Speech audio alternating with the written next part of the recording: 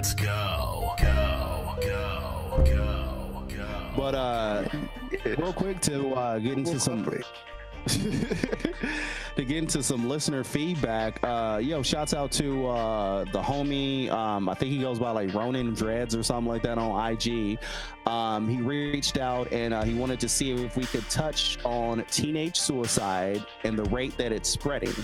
He says, with the amount of cyberbullying and harassment that goes on under the radar in schools and on social media, and how kids are being affected by certain influential idols that cause depression, such as certain musical artists or TV that projects a fake version of what we call high school, and and kids are relating to certain character that can impede their ability to adapt to in a real life environment, or how if you're not into a certain game or have the latest tech, you're outcast.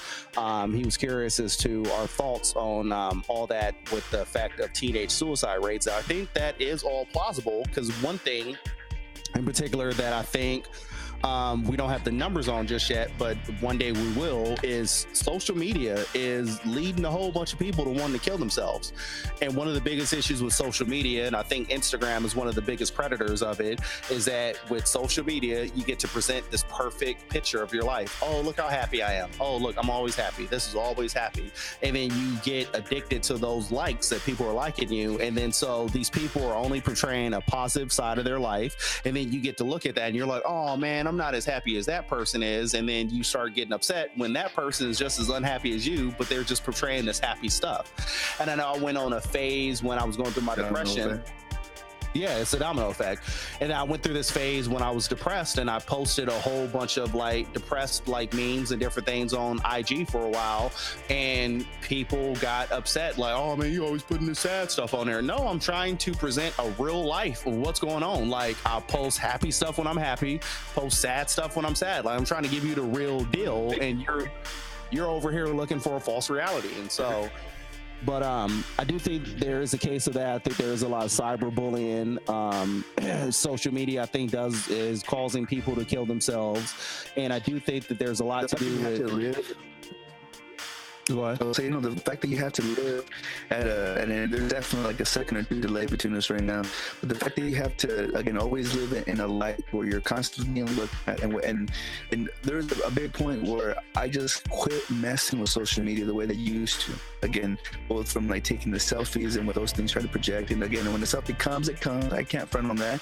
There were times I'm real happy and joyful with my baby in my arms, and we're shit talking to each other, and I feel like we're speaking telepathically, and I want to capture that moment. There's no doubt that those times happen, but I've noticed a lot, especially my feed, of some people that I don't even remember how I met them, but that I met them, had an interaction with them, whatever. They're still, living somewhere in the background on the social media app, and I think to myself, I was just thinking about this recently. I'm like, man, every time I see she's in the same old pose, same old settings. Maybe it's different. Maybe it's a new dress. Maybe I can't tell what's the same, but it's the same old thing every single time.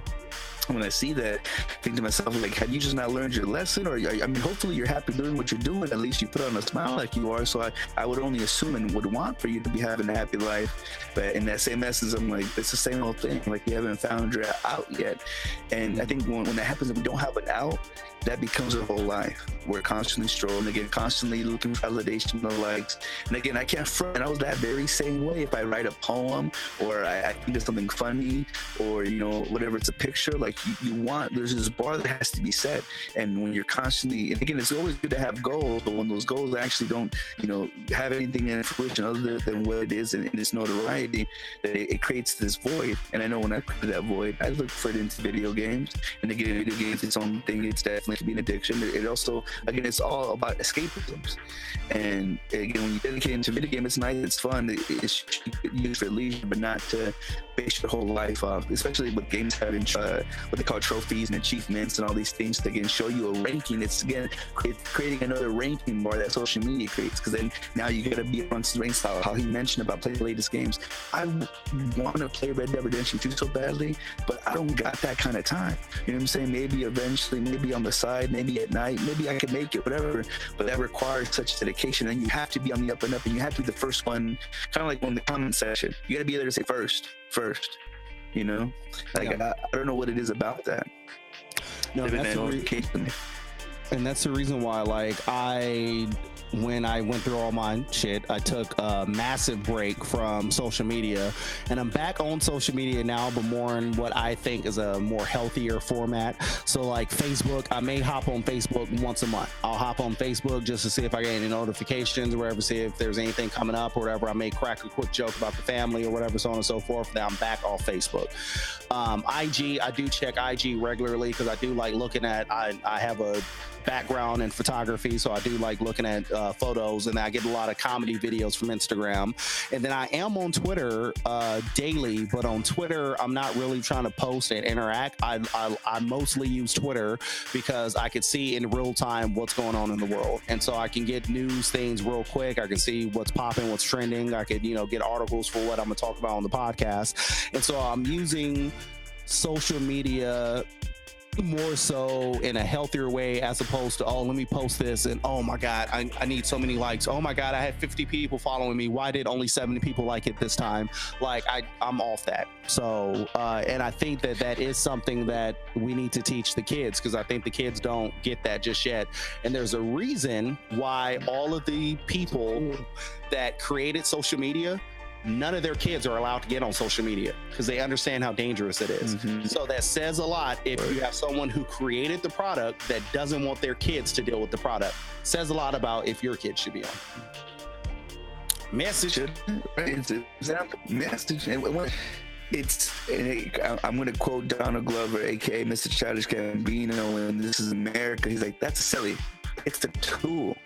And one of the great things that I feel like allowed me to live in a healthier way of mind, and I do want to be more interactive, but is that you shouldn't use every second to be on it. Again, use it as a tool, use it as an outlet, use it to put whatever you need to put out, or to look up whatever you need to look up, or to listen to whatever you want to listen to. But then to constantly live on it, that's the thing where you really just need to disconnect. And again, it's as easy as closing it, it's as easy as deleting it, it's as easy as re-downloading it and getting back on it. However it is that you need to disconnect from it, but you just can't live on it. Use it. Nothing wrong with using it, but I think living on it is what really makes you burn out the gas on the flame. Everything is a tool. It's a matter of how you use it. You can take a hammer and you could hang up a picture on the wall, or you can take a hammer and you can hit yourself in the genitals. Like, so it depends on how you use it. And just like with anything, like especially with eating, you can eat too much and you get big like myself, and that's where then you create the depression, because now you're living yourself on standards and things that really are unachievable and things that become unstoppable, kind of like an avalanche. You don't stop an avalanche. That motherfucker's gonna stop whenever it's reached its end. You have no idea how big that's going to be. So I think that's the burden that comes on our soul, is that we don't know how big this thing is getting, and it consumes you.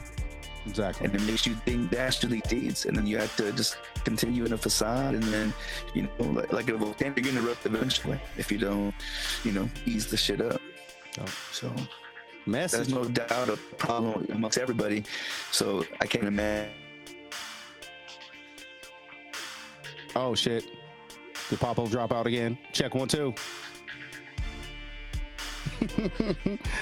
So before we get out of here, we did get a voicemail. Yes, indeedy. Ladies and gentlemen, you could leave us a voicemail over at 480-588-4688. That's right. That's 480-588-4688. And we got our first little voicemail. So I want to go ahead and play this on air. Yes, indeedy. Yeah, you just called me and shit. Just wondering. I'm at work right now and stuff, and I got the super looking at me like I got 8 heads and stuff. My name's Neil stuff. I don't know who you're trying to reach and shit, but I'm currently working over at shit. Yo, yes, indeed. So we got our first voicemail, and I don't know who the hell he thought dialed him, because I didn't dial him. None of us dialed him. That is a voicemail bots. And somehow he got the number, left the voicemail, and proceeded to give us all of his deets. That was Bobby working at PRI, guess the race. And apparently he felt the need to call us back while he was at work, and which caused the super to look at him like he had 8 heads. So hopefully, Bobby, you still have a job. I hope you didn't get into any type of troubles or anything like that, because we got nothing but love and respect for you, Bobby. But we're not calling your line. But feel free to call us at any time over at 480-588-4688. That's right, at 480-588-4688. And leave some details, but we don't need an address, social security number. We don't need your mother's maiden name. Like, you can keep all that information private. We don't need none of that. So if you didn't like this podcast, it's probably cause you're racist. Yeah. Fuck your feelings though. Yeah. What's up, man? You hear me?